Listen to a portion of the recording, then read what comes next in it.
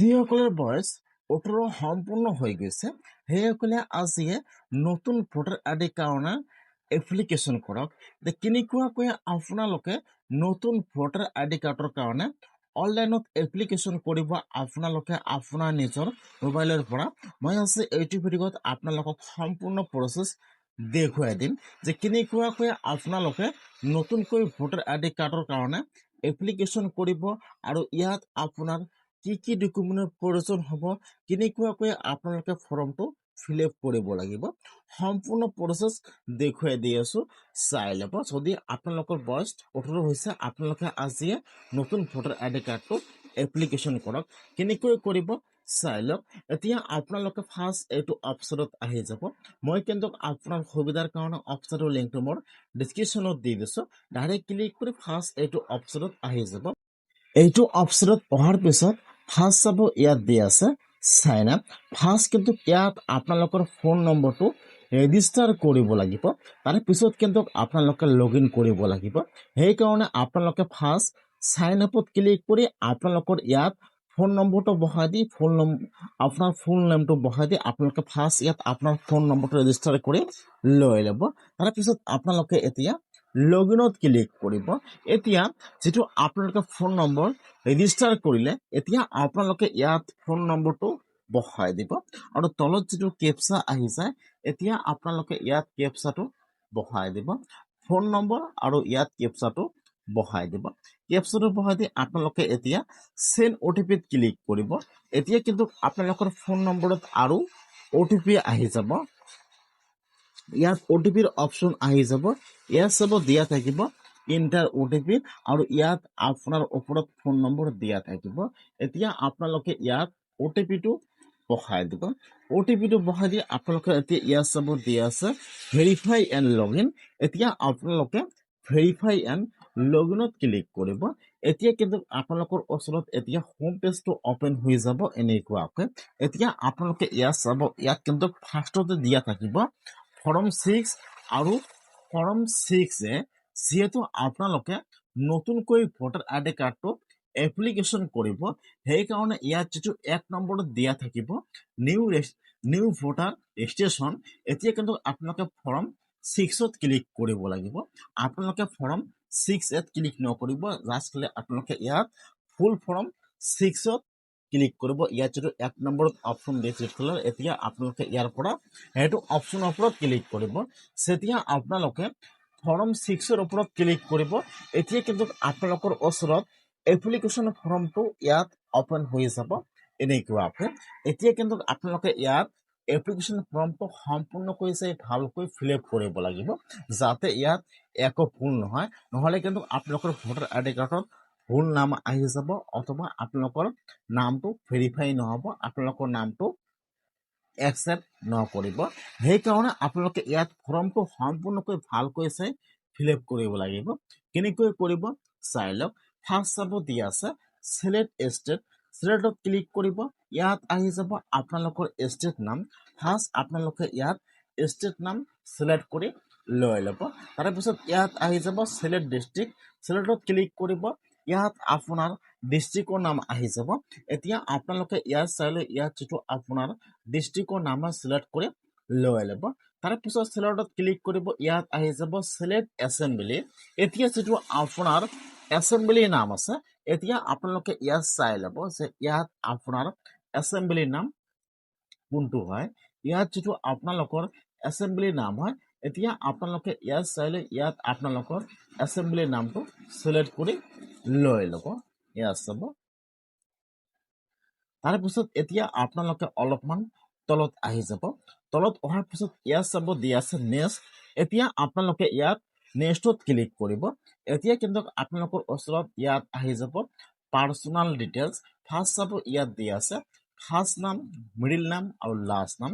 এতিয়া যিটো আপোনালোকৰ ফুল নেম আছে এতিয়া আপোনালোকে ইয়াত আপোনালোকৰ ফুল নেমটো বহাই দিব। ফাৰ্ষ্ট বহাই দিব ফাৰ্ষ্ট নেম, তাৰপিছত বহাই দিব লাষ্ট নাম। যদি আপোনালোকৰ মিডিল নাম আছে আপোনালোকে ইয়াত বহাই দি আপোনালোকে ইয়াত স্পেচ দি দিব। ইয়াত আপোনালোকৰ নেমটো বহাই দিব, ফাৰ্ষ্ট নেম, মিডিল নেম আৰু লাষ্ট নেম বহাই দিব। তাৰপিছত ইয়াত চাব দিয়া আছে আপলোড ফটো এতিয়া আপোনাৰ ইয়াত এটা পাছপোৰ্ট সাইজ ফটো আপলোড কৰিব লাগিব এইটো ফটো কিন্তু আপোনালোকৰ ভোটাৰ আইডি কাৰ্ডত থাকিব সেইকাৰণে কিন্তু আপোনালোকে ইয়াত যেটো ফটো আপলোড কৰিব ফটোৰ যেটো ব্যাকগ্ৰাউণ্ডটো আছে সেইটো কিন্তু আপোনালোকৰ হোৱাইট থাকিব লাগিব ফাৰ্ষ্ট আপোনালোকে ইয়াত আপোনালোকৰ নামটো ইংলিছত বহাই দিব ইয়াত কিন্তু অলৰেডি এছএমএছ আহি যাব আপোনালোকে ইয়াত আৰু একো ক্লিক কৰিব নালাগে যদি আপোনালোকৰ ইয়াত এছএমএছৰ নামটো সেম হোৱা নাই তেনেহ'লে তলত এছএমএছ কিবোৰ্ড দিয়া আছে আপোনালোকে ইয়াত টাইপ কৰি লৈ ল'ব তাৰপিছত ইয়াত আপোনালোকে ফটোটো আপলোড কৰি আপোনালোকে এতিয়া দেখুৱাই দিব সাকসেসফুল ওকে আপোনালোকে এতিয়া নেক্সটত ক্লিক কৰিব তাৰপিছত ইয়াত আহি যাব আপোনালোকৰ ৰিলেটিভ নাম এতিয়া যদি আপোনালোকে ল'ৰা হয় তেনেহ'লে কিন্তু আপোনালোকে ইয়াত আপোনালোকৰ ফাদাৰ্ছ নেমটো বহাই দিব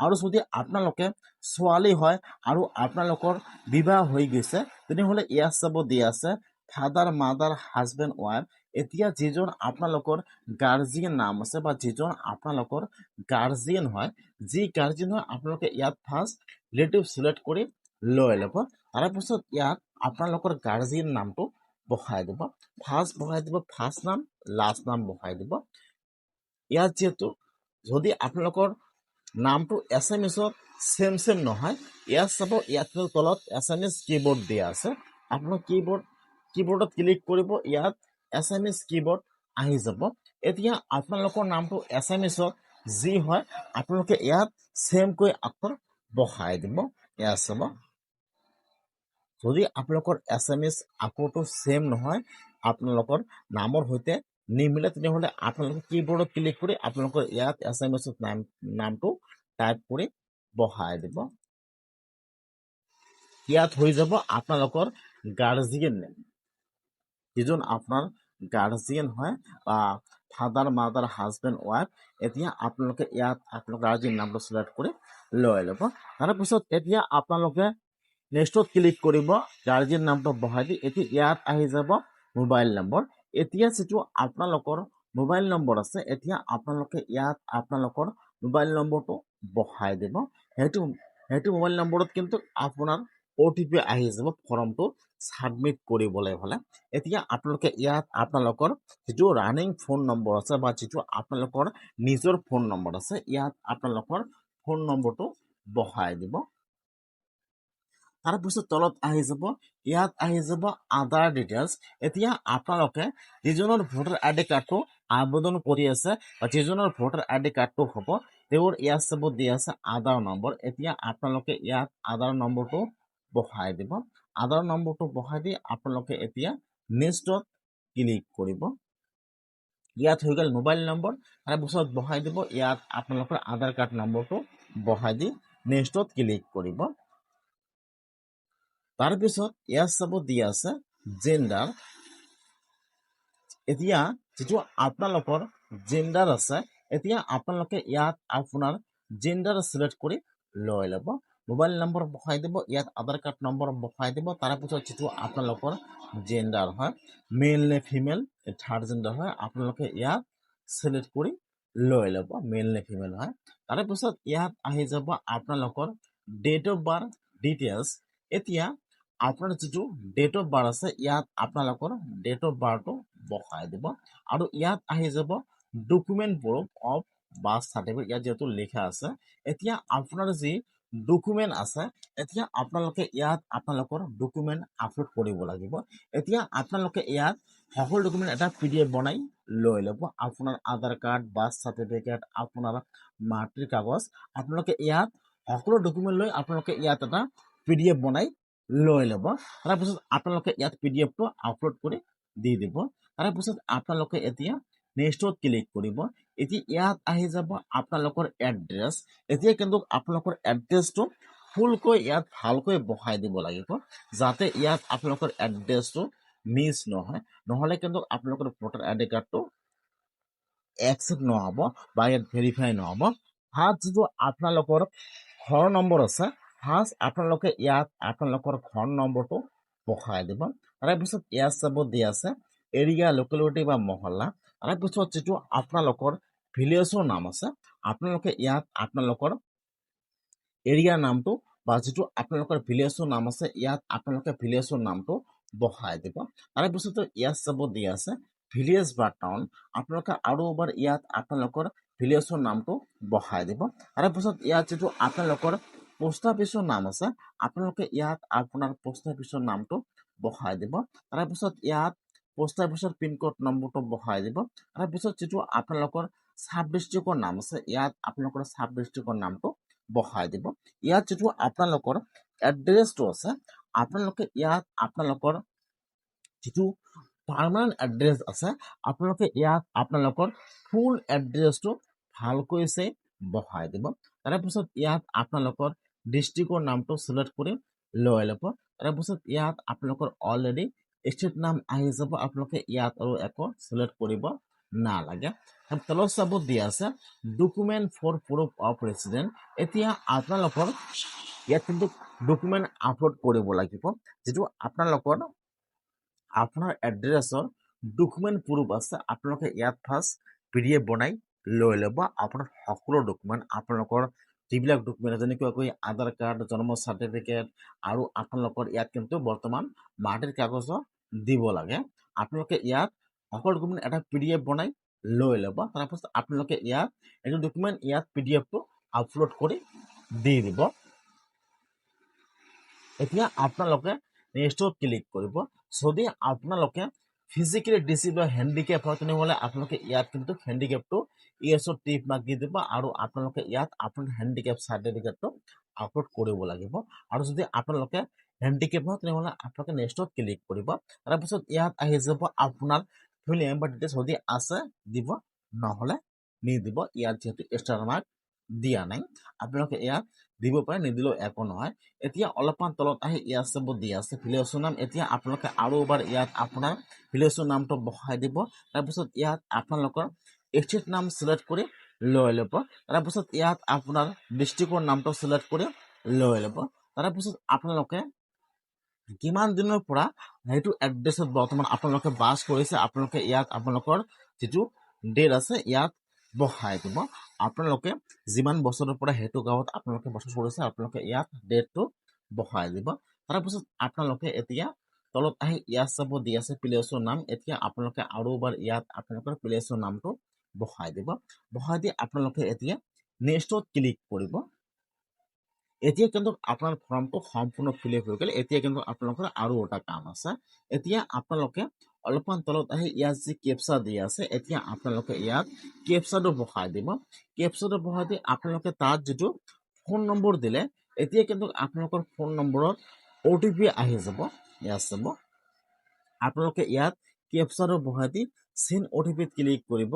এতিয়া কিন্তু আপোনালোকৰ মোবাইলত OTP আহি যাব। ইয়াত চাব দিয়া আছে এণ্টাৰ OTP। এতিয়া আপোনালোকে ইয়াত এবাৰ ফৰ্মটো সম্পূৰ্ণকৈ চাই ল'ব যে সম্পূৰ্ণ ফৰ্মটো শুদ্ধ আছে নে নাই। এতিয়া আপোনালোকে ফৰ্মটো বহাই দি আপোনালোকে এতিয়া ইয়াত চাব দিয়া আছে চেণ্ড OTP। এতিয়া আপোনালোকে চেণ্ড OTP ক্লিক কৰিব। এতিয়া কিন্তু আপোনালোকৰ মোবাইলত OTP আহি যাব।